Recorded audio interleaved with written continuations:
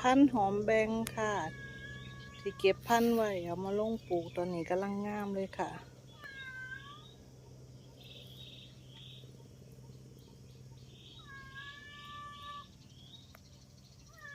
จักเป็นพันธุ์นี่อย่างนกกระบอกหู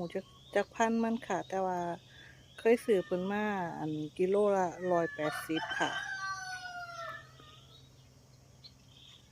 พอปลูกแล้วก็เลยเก็บพันธุ์มันไว้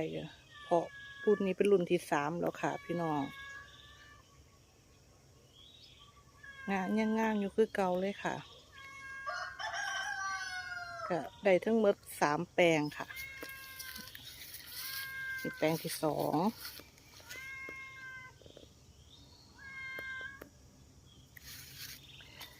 แปลงที่3ก็เป็นแปลงเง่าค่ะพี่น้อง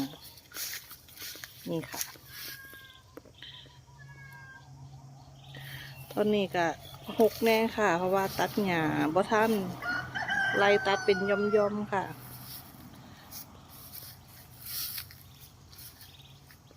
กะสิประมาณนี้ค่ะ